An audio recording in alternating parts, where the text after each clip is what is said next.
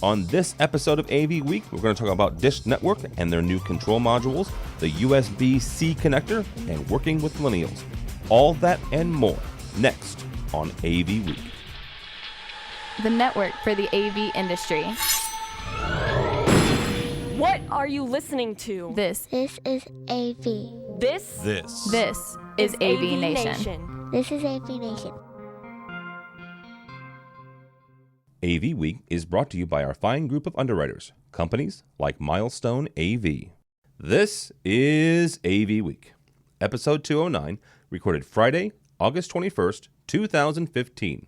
We are all millennials. Ready. AV Week. Performing scan. Week. Online. This is AV Week.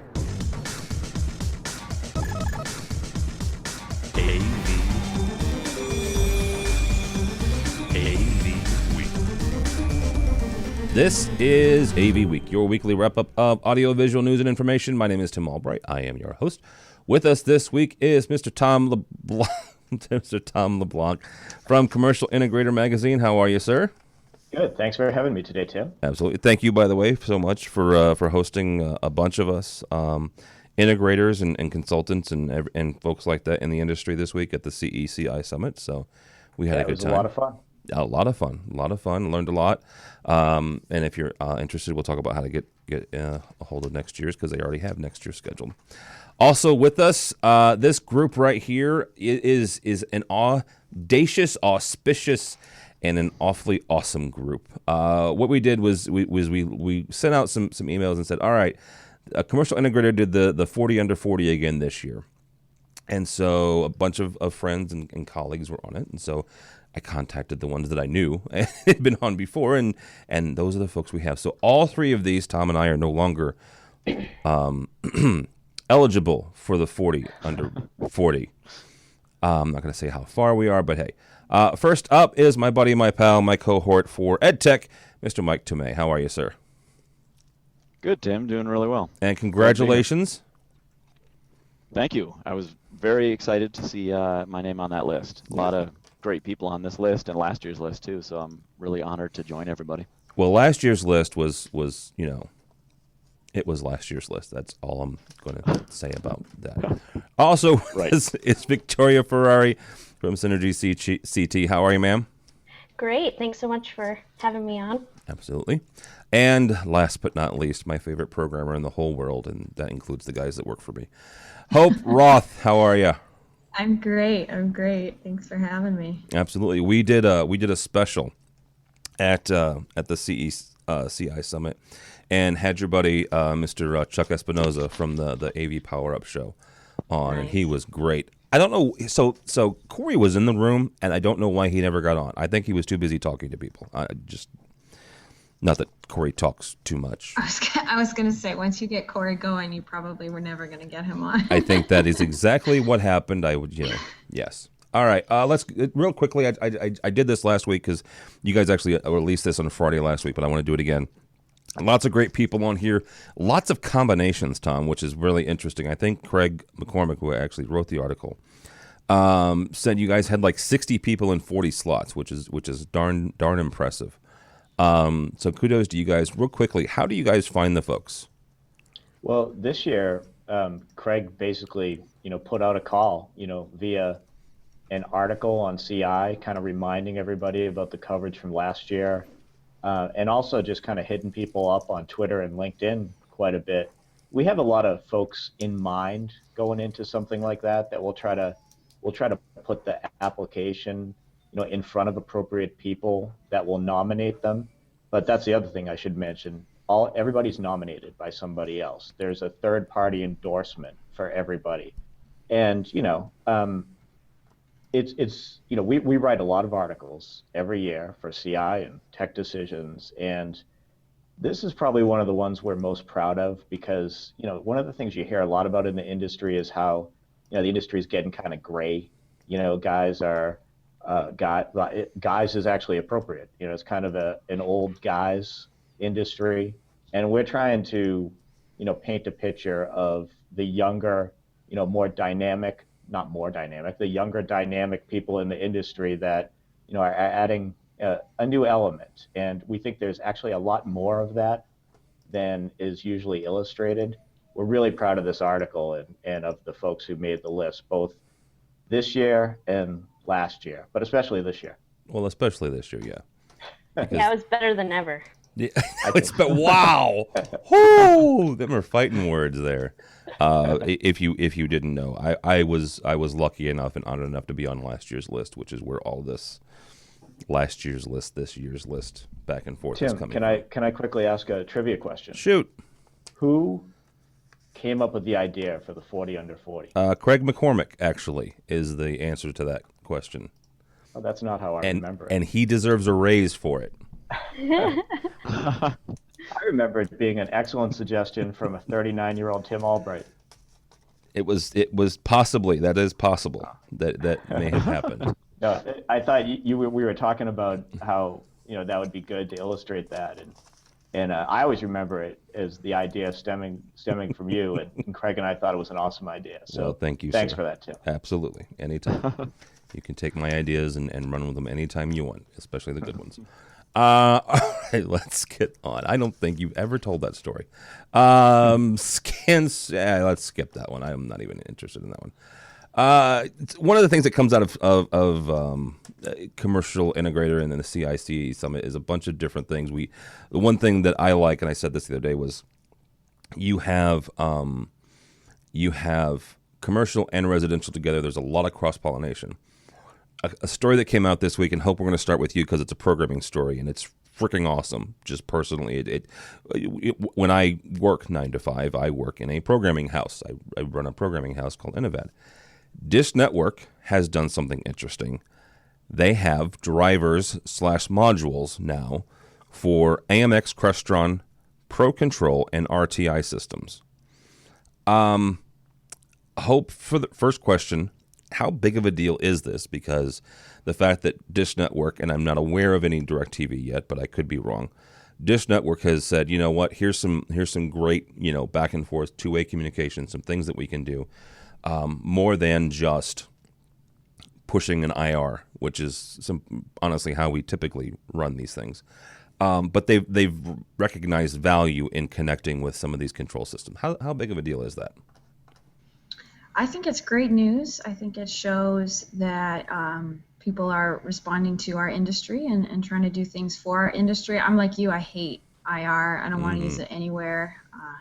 I guess us programmers are a little bit of control freaks when it comes to stuff like that. Very well done. Thank you. I'll be here all day. And I think it just shows a commitment to integration. There's a lot of products out there that are not integrator friendly, and by working with control manufacturers, putting out modules, it shows a commitment to wanting to be integrated into a house solution. All right, and I guess we'll have to see how good the modules themselves are. That's the other thing. It depends on who wrote them. That's all I'm going to say about that. Mike, you live and breathe in education, but I, for one, have put in more than one cable system. So is this a good thing for Dish Network maybe becoming more prevalent on campuses, or just for speccing other projects as well? Does it help? Yeah. Oh, definitely. I was actually surprised that they didn't do this sooner with this product. I don't think it's a brand new product, this hopper that they have, the dish box, but I was kind of surprised they haven't done it sooner. I think it's really important for them to do it. I'm also not a fan of IR, and anytime I see something like this, it might sway me to go that direction when speccing out a system, just based on the fact that they're embracing professional installations rather than just looking at a just residential item that's going to go in.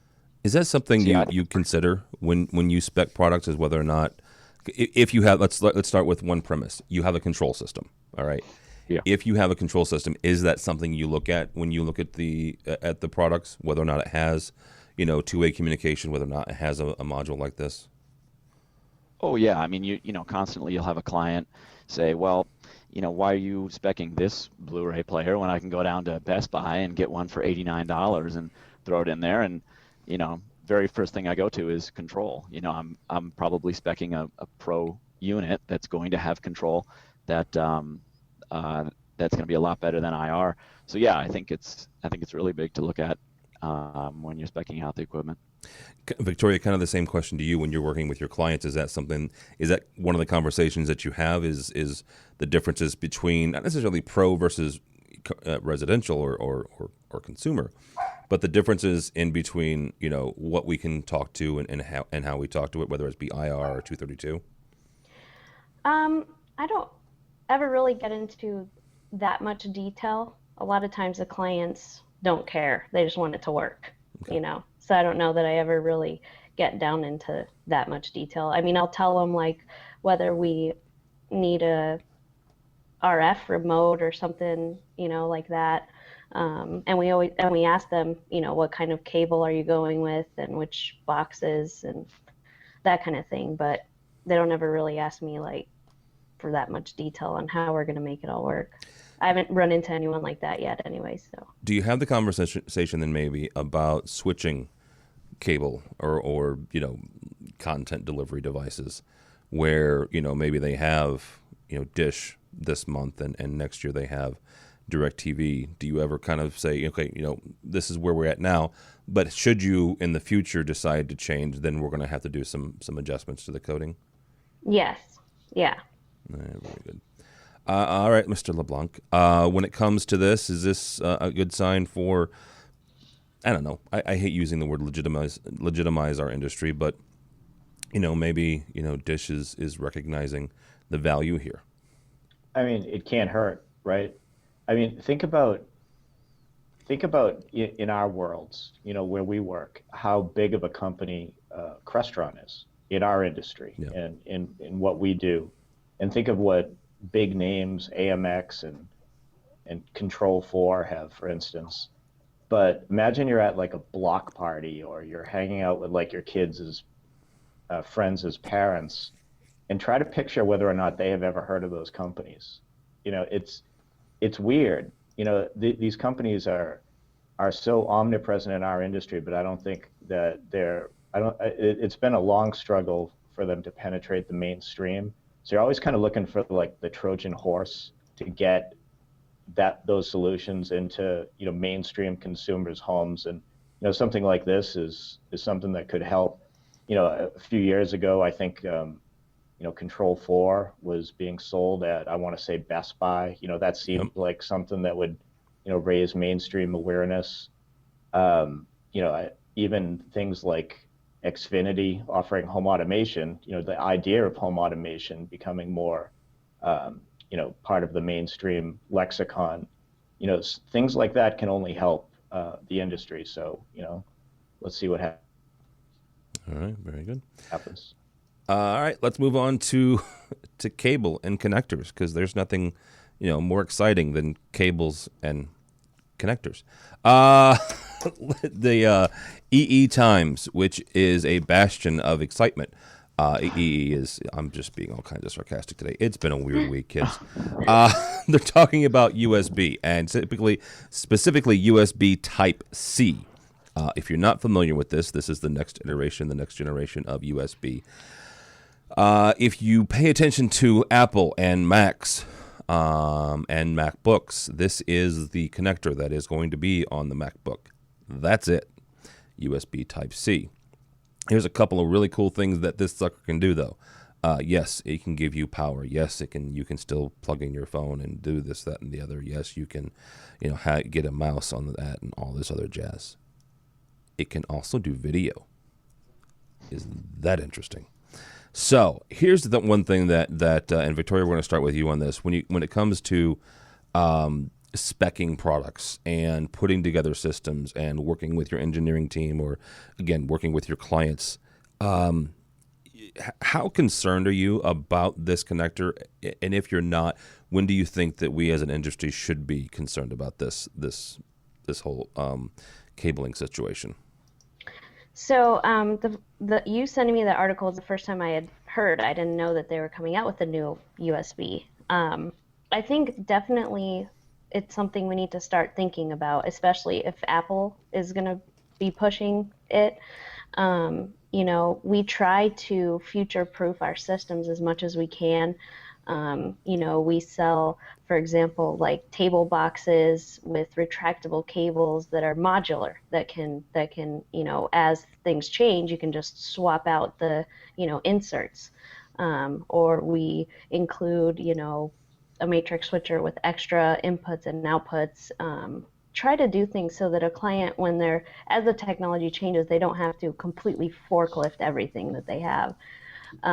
So yeah, I mean, definitely it's something we maybe not immediately have to start designing for, but for sure in the near future. Now, I don't know how the video thing is going to work though. I mean, USB is already limited on distance on the, you know, what is there going to be a limit on USB type C? You know, the regular USB can only do like 16 feet. And then when you start extending USB, you run into issues. I mean, USB at the most basic level, like mouse to your keyboard, you know, keyboard or mouse to your computer, keyboard to your computer. Yes, it's great. It just works, or, you know, charging phones and stuff. But when you start using USB for like touchscreens or trying to extend it, I mean, it's a lot more complicated than most people realize. That's a very good point. I didn't even think about the distance limitation of USB. So, you know, manufacturers can start creating. Well, there are some folks that have USB B, A, and B type extenders, but we'll have to start creating the C ones. Mr. Tomei, Victoria mentions forklifting your entire system. So, how do you future-proof when it comes to stuff like this?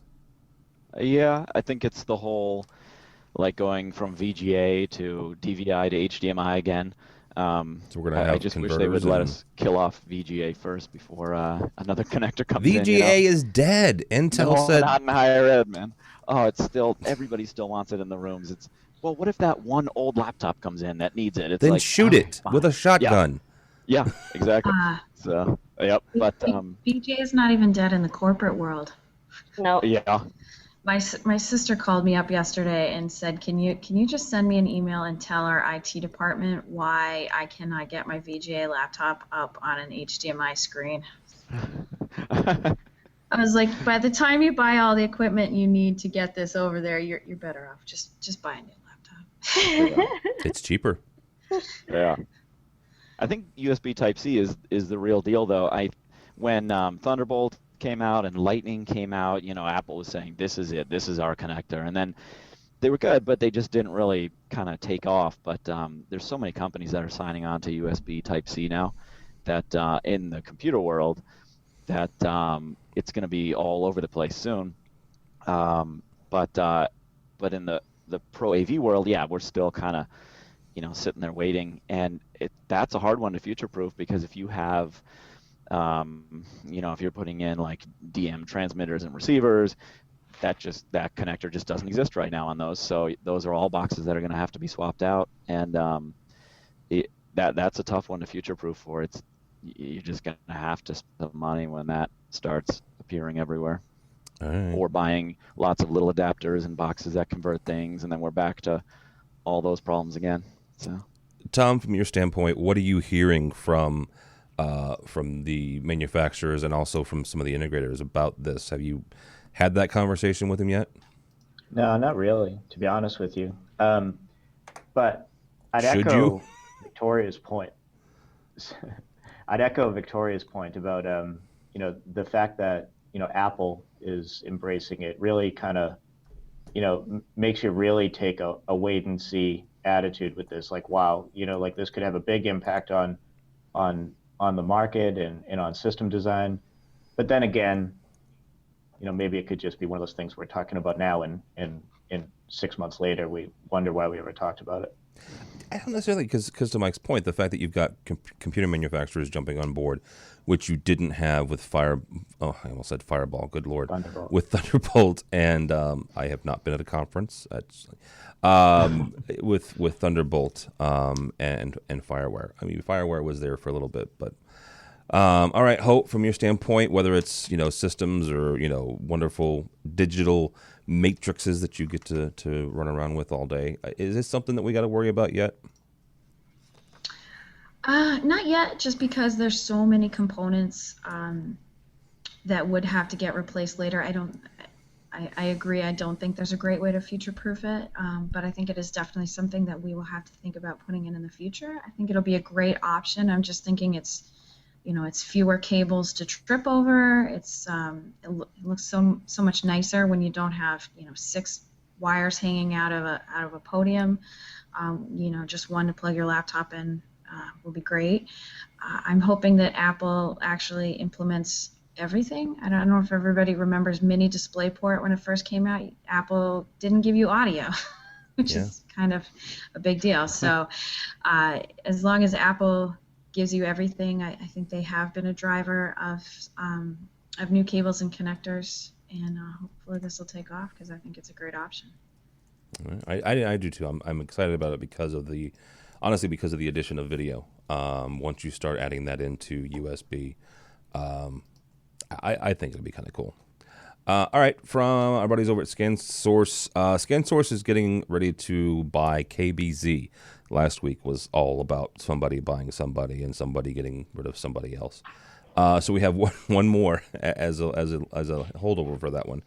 Scansource is basically picking up a Cisco video conferencing distributorship by buying KBZ.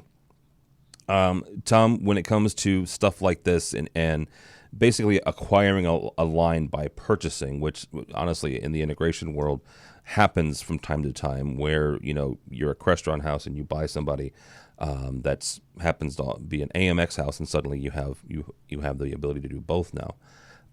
Is this a good move on Scansource's part to pick this up? I think definitely.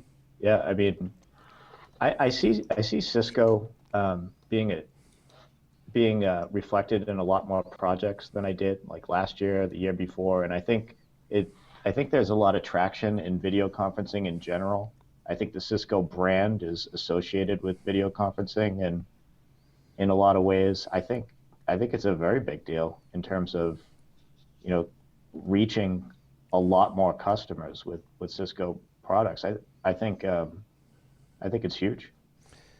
Yeah, Victoria, from the most part, Scansource does security, point of sale stuff, and then we've got some communications. This adds to that. Is it something that most integrators should be concerned about, because a company that services a whole other sector is basically making available Cisco products to their existing, the security guys? No, I don't think that matters that much. I mean, we already go up against IT integrators and other integrators that have even direct relationships with Cisco, where they don't even have to buy from distribution. They can buy from Cisco directly and get better pricing. So I don't know that Scansource buying KBZ adds any more danger there than what was already there. But I definitely think it's a good thing. But it kind of makes me wonder, what does that say about Polycom? Because Scansource is a big distributor of Polycom. So I found it interesting. That's a very good point. I hadn't even considered that yet. Yeah. Victoria, really quickly, when you run up against the guys, the security folks that are direct and the IT folks that are direct with Cisco, do they have the entire gamut of Cisco products, or are they limited by, servers and stuff? No, they have everything. They can sell the network stuff, the security stuff, the telepresence stuff, that's how Cisco calls it. And so, but they can't sell microphones from Revo Labs or, Crestron stuff. No, but they can sell that. But Cisco has their own mics and their own touch panels, for crying out loud. So, pretty slick looking ones. Mr. Tomei, how big of a deal is this for a distributor to add another line by acquisition? Well, I think if these IT integrators kind of lump in video conferencing installs, it's not a bad thing because then 2 years later the clients will call us to fix them. So they'll say, how come I spent $10,000 on a codec and the microphones sound horrible and this and that? It's like, okay, now it's a different world, and so I think the market is still there. It's not like the IT integrators are really taking over that end of things. One thing I actually found surprising from Infocom from the show, I forget which award it was, but there was a Best in Show Video Conferencing Award, and it was actually the Vadio AV Bridge that won it, a web conferencing device. So in the higher ed world, I know video conferencing is still big in corporate world, but in higher ed, really, it's web conferencing that's kind of replacing a lot of the video conferencing installs that are out there. So I think that's really my focus because most of my clients are higher ed clients.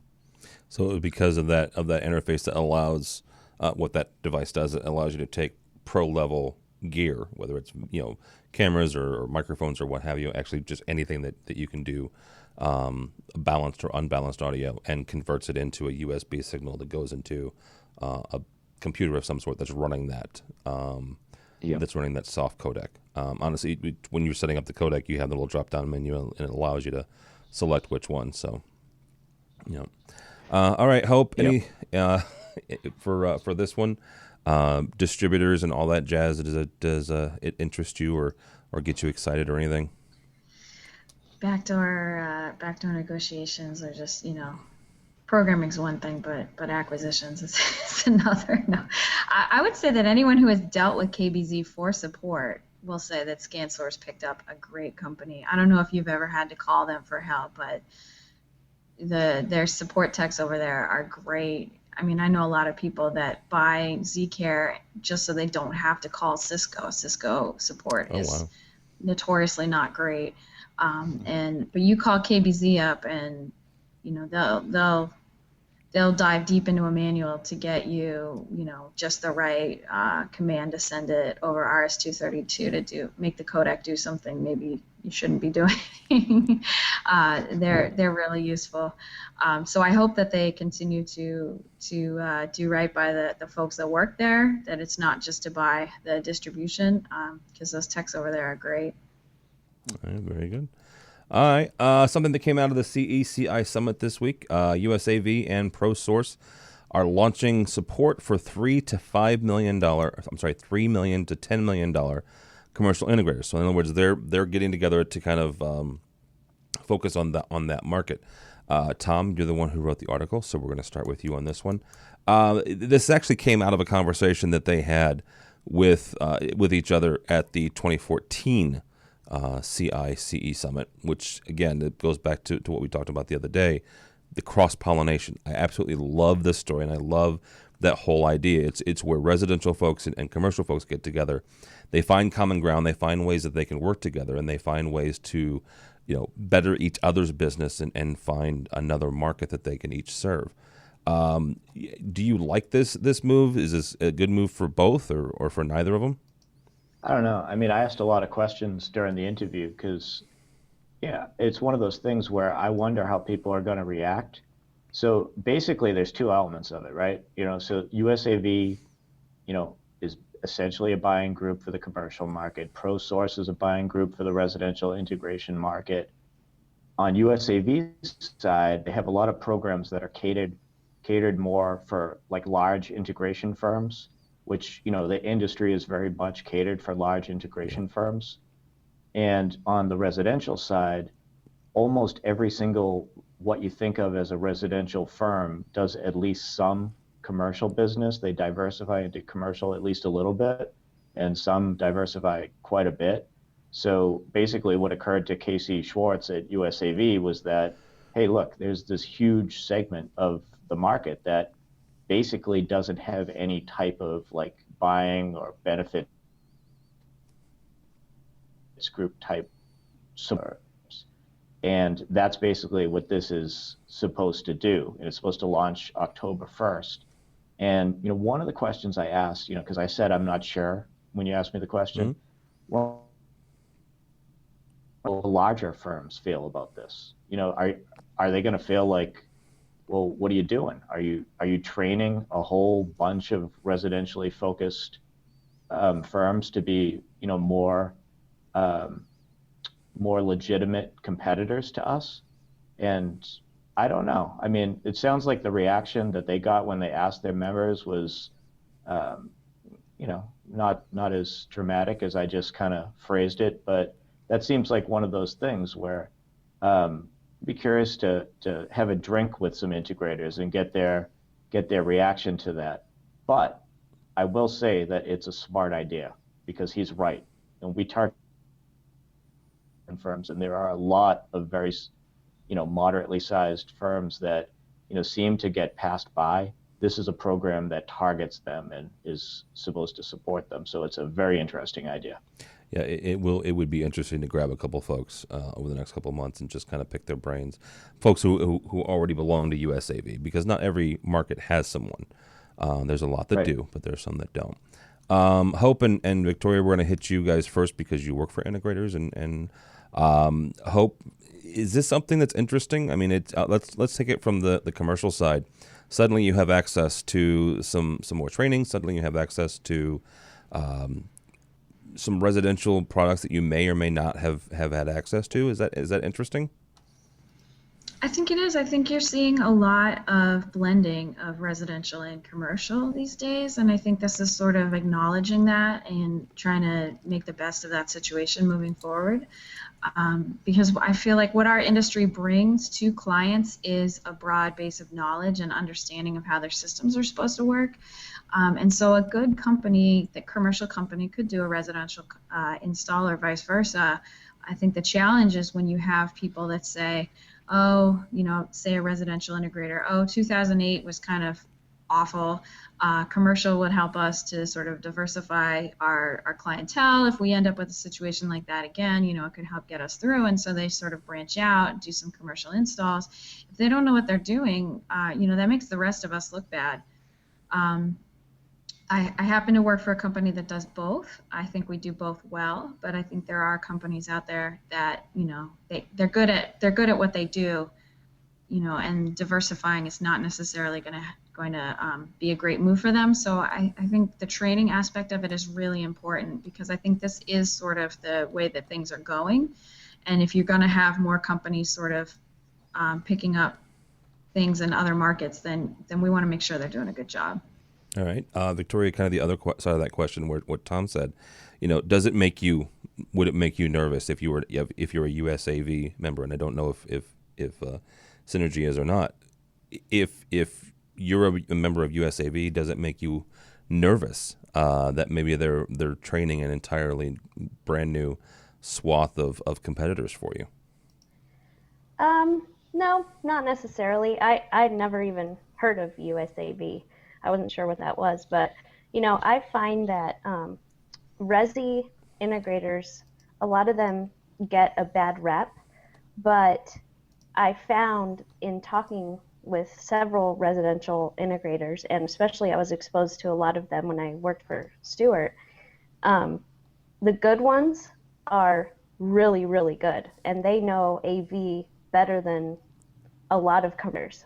They know it, down to the science behind a lot of things. So, and also to another point, we do run into, being in the commercial world, we do run into, hey, the CEO of the company, sees what we do and, it's such a good job. What can you do? Can you come do this at my house? Can you put in a projector at my house? So that happens all the time.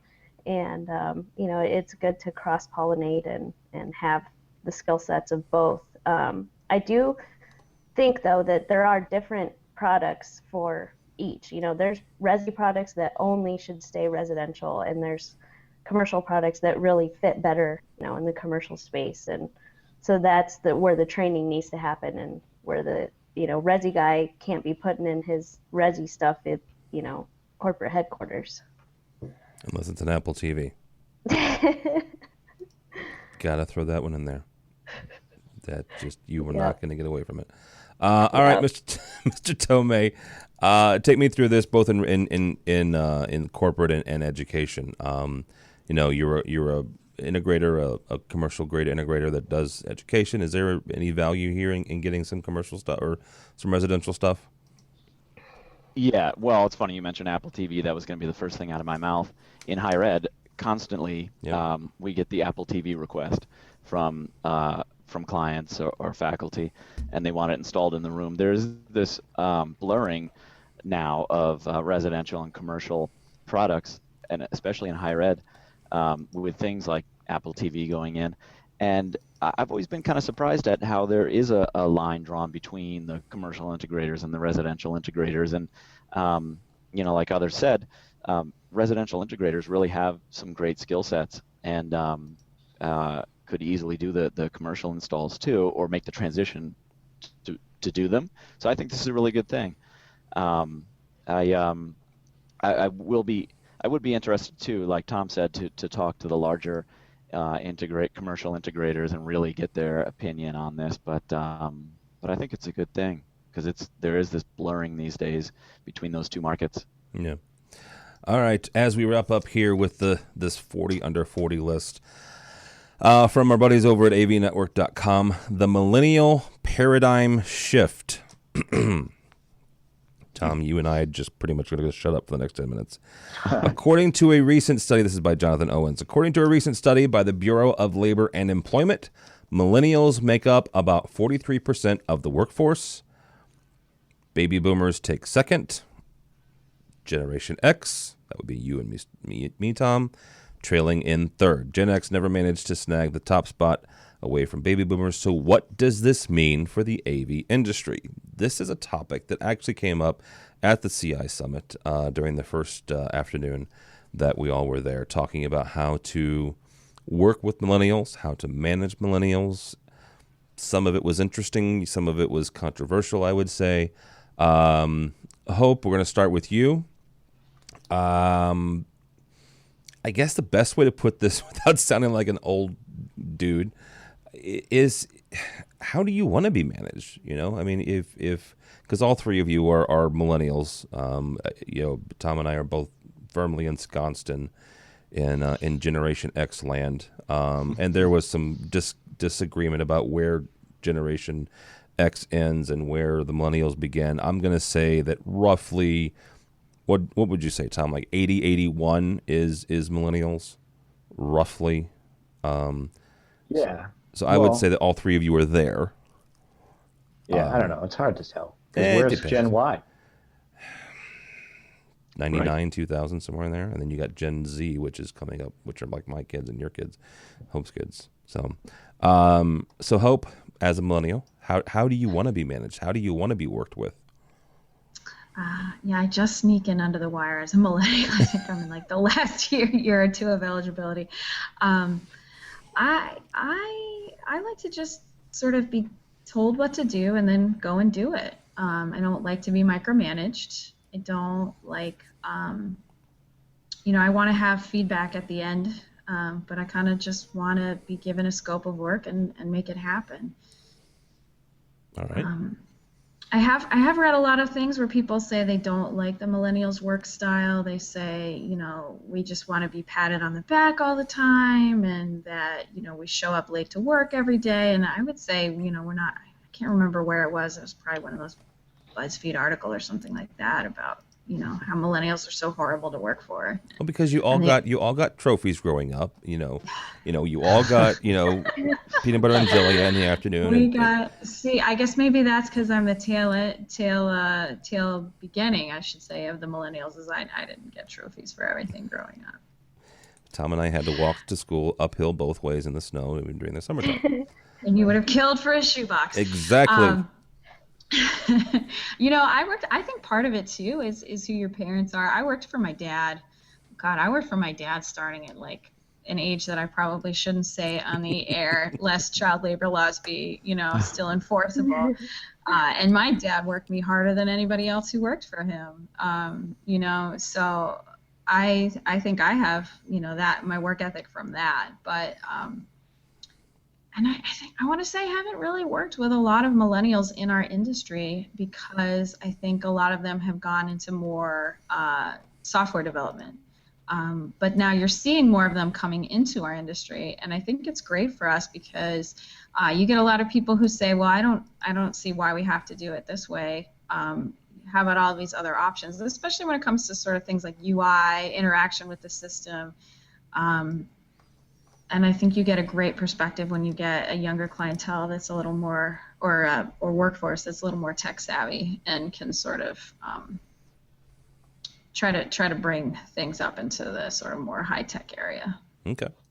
All right. Mr. Tomei, from your standpoint, how do you want to be worked with? Well, I think the younger people in the industry really like a collaborative environment. That at least I do. I really like to a business that's really collaborative and you can rely on your coworkers, and it's not just everybody does a little task and that's it. I think that's really big for me. I've noticed from younger people too. I've noticed a lot, like Hope said, going into more software development. AV's a tough one. There's, the article talks about there's no college degree for AV, and everybody comes from different areas. People come from TV, radio degrees, or computer science degrees, all over the place, and eventually fall into AV, but not necessarily right out of college. They might go into other industries. So it's a tough one to attract people, but when you do, I've seen on the programming end of things, I've seen a lot of creativity from younger people working with control system programming, some stuff that blows my mind, and it just breaks from that traditional user interface that you see on every touch panel in every lecture hall and across the country. So I've seen some really neat stuff from younger people, but I think it's just getting them into the industry is the tough part. No, it definitely is. Yeah, that's been one of our challenges at Innovat is getting fresh new talent, from a programming side. All right, Victoria, last millennial, last 40 under 40 here. How do you want to be managed? Well, I'm kind of like Hope, where I'm in between really millennial and Gen Y. Also, more than just the year I was born, but I started in the workforce when I was 18. So I didn't do the college thing. So I'm kind of in between there. But as far as, there are some things that I, relate to that people say about millennials, but then other things, not so much. I think it's important for me to have a job that makes a difference in a way, even in a small way, so the fact that we outfit this boardroom and it allows the people to be more productive and it allows the company to have more meetings and more meaningful meetings and make more money, then that makes me feel like I've helped the world go around a little bit, As far as management styles, I don't want to be told what to do. I like to be given, a general scope. Obviously, here's my role and here's, what I fit into, but I don't like having an exact job description. I want to add things. I want to contribute uniquely, but I also do want feedback. So as I'm going along, how am I doing? Hey, is this okay? Should I continue on this path? Or, but I don't necessarily always need like a pat on the back, like, oh, good job, kind of thing. But to get feedback on how's it go, how am I doing so far, that kind of thing. And no micromanaging. Yeah, I've decided I'm a millennial. I don't want to be told what to do either. So, but I didn't get a trophy for everything. So, that's just I didn't either. All right, guys. That's good. Tom, do you want to chime on this? How do you want to be managed as a Gen Xer? No, I mean, I agree with you. I want to be a millennial too. I like, I like what Hope and Victoria both said about how they want to be managed. You don't want to be micromanaged. You want to be empowered to excel and make a positive impact. Me too, you know, and I'm Gen X. I like that column that